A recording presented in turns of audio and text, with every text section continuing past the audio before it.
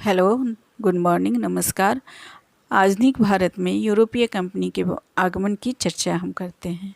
प्राचीन काल से ही भारत का यूरोपीय के साथ व्यापारिक संबंध रहा है। पहले भारत का यूरोपीय देशों के साथ स्थलीय मार्ग से व्यापार होता था। 1453 में यूरोप का पूर्वी भाग पर अरबी और तुर्की का कब्जा हो गया, कुस्तुनतुनिया का अधिकार हो गया और भारत का यूरोपीय देशों के साथ जमीनी व्यापारिक संबंध खत्म हो गया। अब हम उस समय के भारत की स्थिति के बारे में जानेंगे। उस समय भारत में सल्तनत साम्राज्य था और बहुत कमज़ोर स्थिति में थे। दूसरी ओर यूरोप में पुनर्जागरण हुआ था। पुनर्जागरण के कारण नई नई कंपनियों की स्थापना हुई और इन कंपनियों को कच्चे माल की ज़रूरत थी। पुनर्जागरण के कारण भौगोलिक खोज की भी शुरुआत हो चुकी थी। भारत का सूती वस्त्र यूरोप में बहुत प्रसिद्ध था। भारत को सोने की चिड़िया कहा जाता था।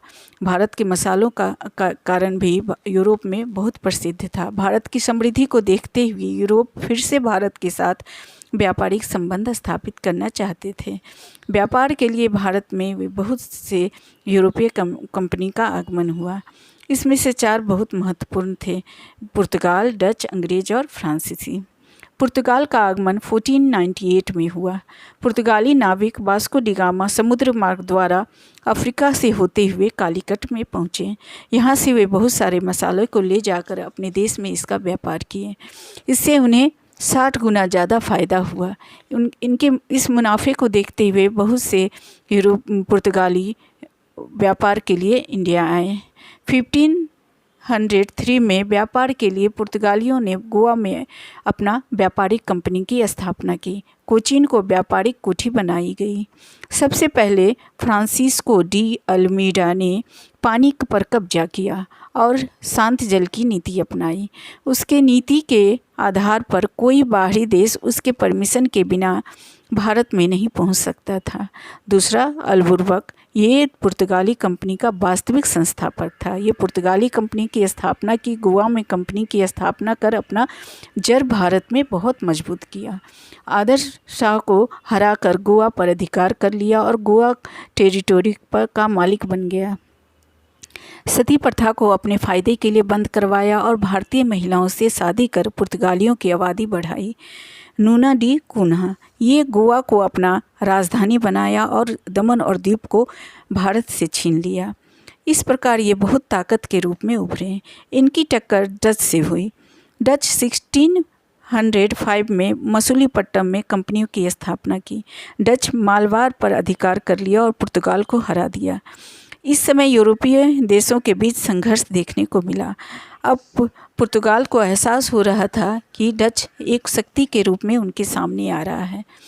डच की शक्ति को रोकने के लिए पुर्तगालियों ने अपनी राजकुमारी कैथरीन का विवाह ब्रिटेन के राजकुमार चार्ल्स दूसरे कर दिया और बॉम्बे दहेज के रूप में अंग्रेज को दे दिया। 1600 ईस्वी में अंग्रेजी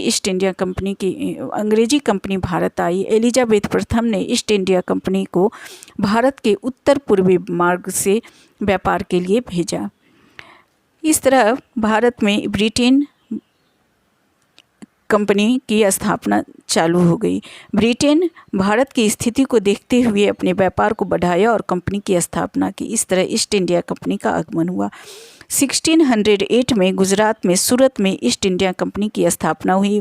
1611 में मसूलीपट्टनम में कंपनी की स्थापना हुई और ब्रिटेन की स्थिति भारत में बहुत मजबूत हो गई। इसके बाद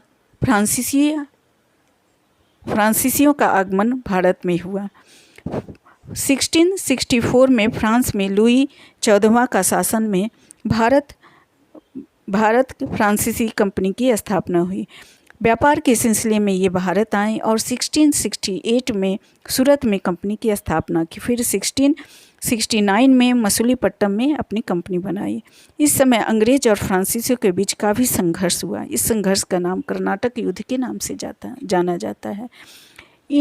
इसमें 3 महत्वपूर्ण फोर्ट का निर्माण हुआ: फोर्ट सेंट जॉर्ज मद्रास में, फोर्ट विलियम कलकत्ता में और फोर्ट लुई पांडिचेरी में। इस प्रकार फ्रांसीसी भी ब्रिटेन की तरह की नीति अपनाए हुए थे। भारत के अंदरूनी मामले में हस्तक्षेप करने लगे और वे सफल भी हुए। धीरे धीरे ब्रिटेन भारत में अपना जड़ मजबूत कर लिया और सालों साल तक यहाँ व्यापार किया। भारत में आकर भारतीय वस्तु को ये खरीदते थे, वस्तु तेज़ी से बिकती थी। इससे भारत के राजाओं को भी लाभ होने लगा। भारत के राजाओं की राजस्व की वसूली बढ़ गई थी। व्यापारियों को महसूस होने लगा था कि वे ज़्यादा मूल्य चुकाकर वस्तु ले जाते हैं, इसलिए मुनाफा के लिए वे राजनीति में हस्तक्षेप करने लगे और अपना सत्ता स्थापित करने लगे। भारत से कच्चा माल कम मूल्य में ले जाने के लिए उद्देश्य से वे धीरे धीरे राजनीति में रुचि लेने लगे। इस प्रकार उनका पैर ब्रिटेन का पैर भारत में जम गया और भारत यूरोपियन कंपनी का आगमन हो गया। Thanks. Please subscribe the channel and like the video.